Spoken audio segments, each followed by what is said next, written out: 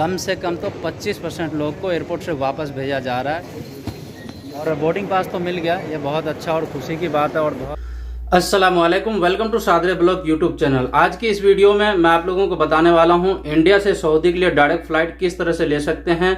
मैं छुट्टी पे आया था, मेरा 3 महीने कंप्लीट हो गया है। अब मैं वापस सऊदी जा रहा हूं। मेरा फ्लाइट है दिल्ली से रियाद के लिए। मैं डायरेक्ट फ्लाइट लिया हूं। इसका फ्लाइट का जो फेयर है कितना पड़ा है, इन फ्लाइट में कौन कौन से लोग जा सकते हैं, जिन्होंने वैक्सीन लगाया है वो लोग भी, जिन्होंने नहीं लगाया है क्या वो लोग भी जा सकते हैं या नहीं जा सकते हैं, क्या हमें पैकेज लेना होता है या नहीं लेना होता है। तो आज की इस वीडियो में मैं आप लोगों को पूरी डिटेल में बताने वाला हूं, स्टेप बाय स्टेप। तो आप लोग से एक छोटा सा रिक्वेस्ट है, अगर आप मेरे इस चैनल पे पहली बार आए हैं तो कृपया इस चैनल को सब्सक्राइब कर लें, साथ ही बेल आइकन को प्रेस कर दें ताकि मैं कोई भी वीडियो अपलोड करूं तो उसका नोटिफिकेशन आपके पास सबसे पहले आ जाए।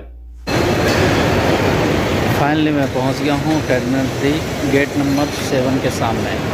अब सबसे पहले हम जाएंगे मेट्रो पार्किंग में, वहां से हम लेंगे अपना RT-PCR टेस्ट। और RT-PCR टेस्ट के बारे में मैं आप लोगों को पूरी डिटेल में बताऊंगा। और गेट नंबर 6-7 है। अगर आप आते हैं यहाँ पे टर्मिनल 3 पे, आपका फ़्लाइट में अगर टाइम है, अगर आपको वेट करना है तो यहाँ पे आपको रुकने के लिए नहीं दिया जाएगा। आप मेट्रो पार्किंग में जा सकते हैं या अराइवल पे जा कर के बैठ सकते हैं। डिपार्चर पे बैठने की सुविधा भी नहीं है और यहाँ पे रुकने भी नहीं देते हैं।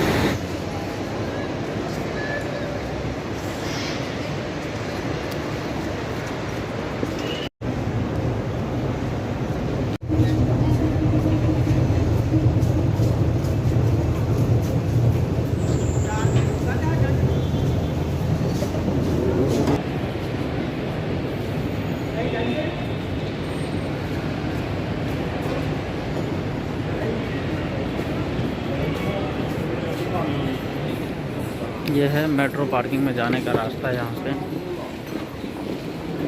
रैपिड PCR टेस्ट का सामने ये एरो भी लगा है। अगर आपका रैपिड PCR टेस्ट है तो 1 घंटे में ये रिपोर्ट आपको मिल जाएगा। अगर दूसरा आपका RT-PCR टेस्ट है तो ये रिपोर्ट आपको 6 घंटे में मिलेगा। ये फ़र्क है इन दोनों में।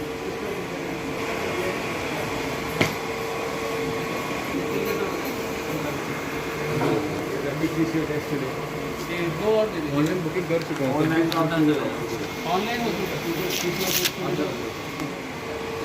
मुझे यहाँ पे इस काउंटर से एक फॉर्म मिला है। ये फॉर्म है, ये सेल्फ डिक्लेरेशन फॉर्म है।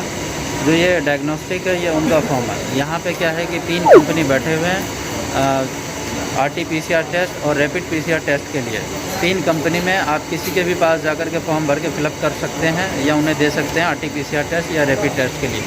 तीनों का एक ही फॉर्म है। इन पे किसी भी कंपनी का नाम नहीं है, वैसे लिखा है। ये जो कंपनी है उनका डायग्नोस्टिक वाले को, उससे कोई दिक्कत नहीं, आप कहीं भी यहाँ पे करवा सकते हैं। अरे लंबी लाइन है, इन्होंने फॉर्म फिलअप किया है, ये रजिस्ट्रेशन के लिए खड़े हैं। RT-PCR टेस्ट और रैपिड PCR टेस्ट, इन दोनों को करवाने का यही फ़ायदा है। अगर आप एयरपोर्ट पे आते हैं तो ये 1 घंटे पहले आप अगर टेस्ट कराते हैं तो आपको रैपिड PCR टेस्ट मिल जाएगा। ये रैपिड PCR टेस्ट सिर्फ दुबई के लिए होता है। अगर आप सऊदी, कुवैत या ओमान, मस्कट इस कंट्री में जा रहे हैं तो आपका रैपिड PCR टेस्ट नहीं होगा। जो रैपिड PCR टेस्ट है उसका चार्ज है 3,900 रुपये। दूसरा है RT-PCR टेस्ट, इसका चार्ज है 500 रुपये। बहुत से भाई ऐसे भी पूछ रहे हैं अगर हम किसी सरकारी हॉस्पिटल में करा के आते हैं क्या वैलिड है, तो वो नहीं चलेगा क्योंकि इंटरनेशनल आपको RT-PCR टेस्ट चाहिए। उसमें क्या है कि उस पर बार कोड होता है। और ये टेस्ट करवाने से पहले इन बात का ध्यान दें कि आप बिल्कुल आधार कार्ड बिल्कुल ही ना दें, आप पासपोर्ट नंबर दें।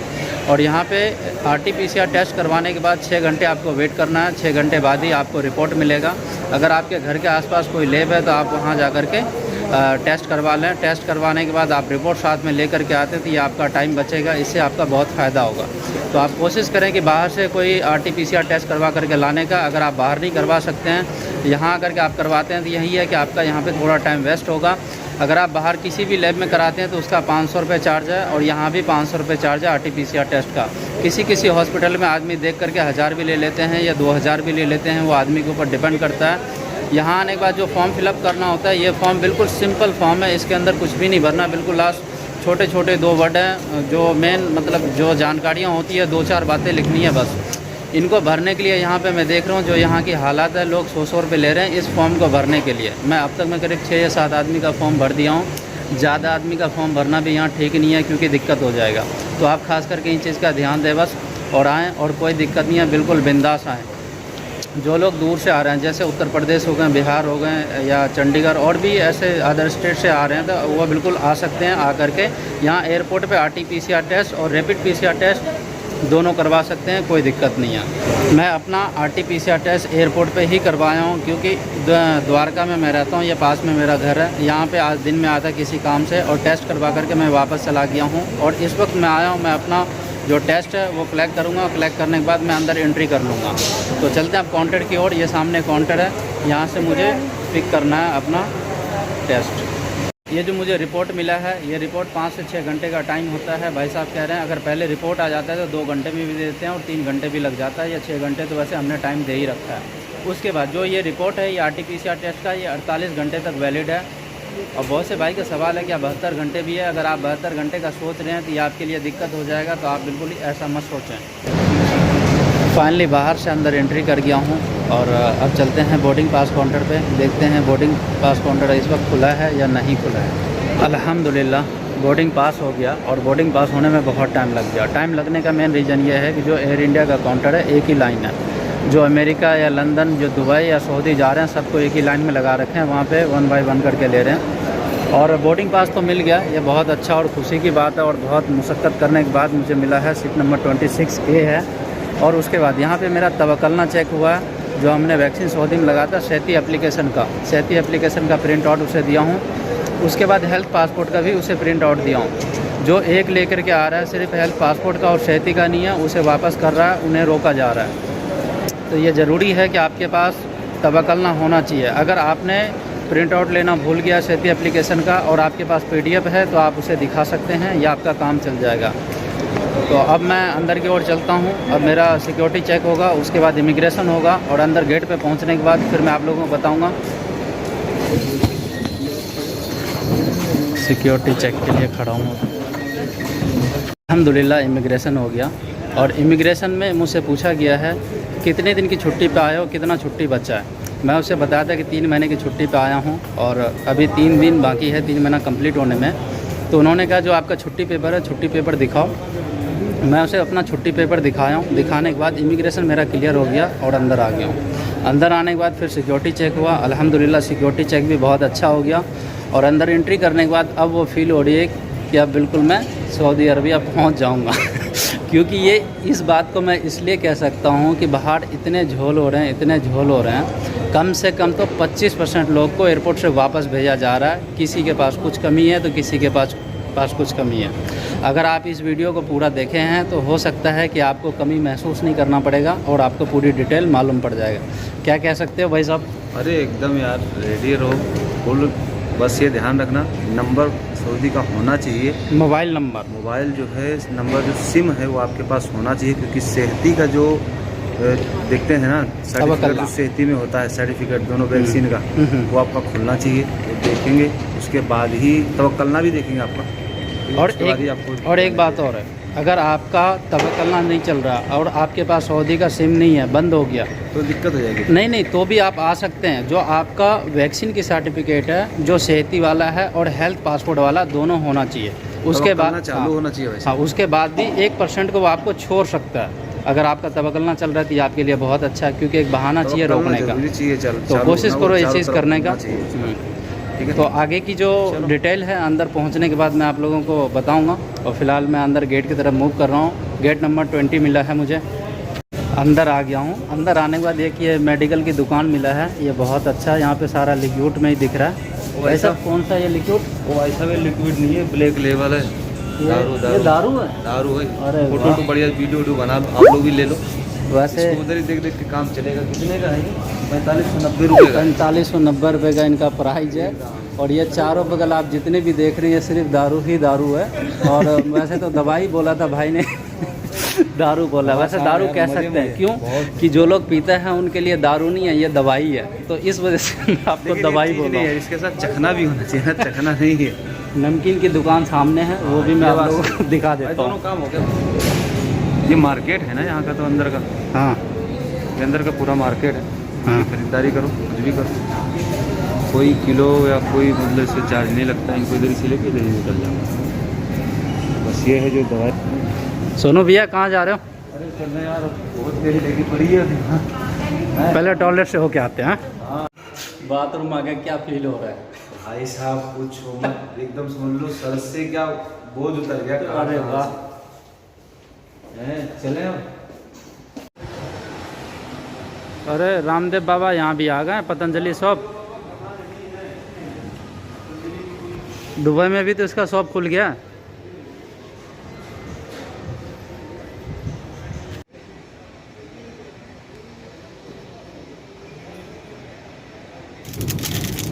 अल्हम्दुलिल्लाह एयर इंडिया फ़्लाइट में बैठ गए और यह है हमारा बोर्डिंग पास। सीट नंबर मिला है 26A, विंडो सीट। अल्हम्दुलिल्लाह बहुत अच्छा है। अब देखते हैं आगे का सफ़र कैसा रहता है। अल्लाह ताला से दुआ करता हूँ कि अच्छा ही रहे और ख़राब तो दुश्मन का भी ना हो। और रियाद पहुँचने के बाद मैं आप लोगों को बताऊँगा वहाँ कौन कौन से चेकअप होते हैं।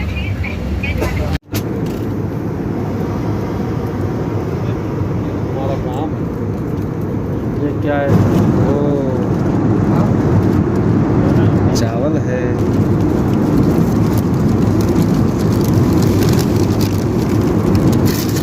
बना के रखो। ये अपना हथियार है, ये टिश्यू पेपर है, और कुछ। अल्हम्दुलिल्लाह एयर इंडिया फ़्लाइट में उम्मीद नहीं था कि खाना मिलेगा और खाना मिल गया। जैसे कि आपने देखा इस वक्त खाने में हमें क्या क्या मिला है। हालांकि इस फ़्लाइट में फ्री है, फ्री ऑफ कोर्स है, इसका कोई चार्ज नहीं है। पिछली बार जब आया था इंडिगो से तो उसमें चार्ज पे करना पड़ा था और इस बार हम चार्ज पे नहीं कर रहे हैं। वैसा खाना खा लिया, कैसा लगा? अच्छा लगा। आपको क्या मिला? Non veg. भाई साहब ने नॉन वेज लिया।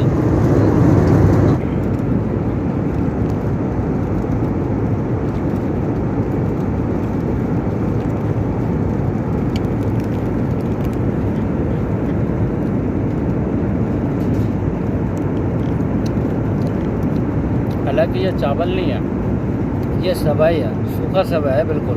मैं सोचा था इसके अंदर बिरयानी या चावल है, ऐसा कुछ नहीं है। अल्हम्दुलिल्लाह खाना हो गया है और अब थोड़ा पानी पी लें। और पानी पीने के बाद साथ ही अगर नींद आ जाए तो बहुत अच्छी बात और मज़ा आ जाएगा। सफ़र ऐसे कटेगा कि पता ही नहीं चलेगा कि कब पहुँच गया। कोशिश करता हूँ सोने का, पानी पी करके थोड़ा हैंड वॉश कर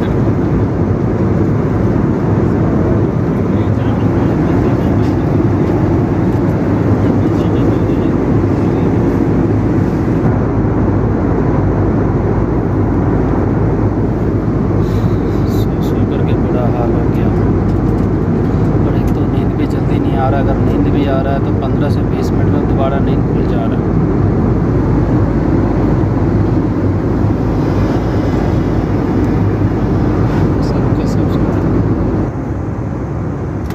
अब मैं बाथरूम के लिए आ गया हूँ और ये हमारे लेफ़्ट साइड में बाथरूम है, जेंट्स टॉयलेट है, और राइट में लेडीज़ टॉयलेट है। प्लेन के अंदर 2 बाथरूम होता है। मैं पहुँच गया हूँ रियाद एयरपोर्ट पे। अब बाहर की ओर निकल रहा हूँ और लगेज के लिए।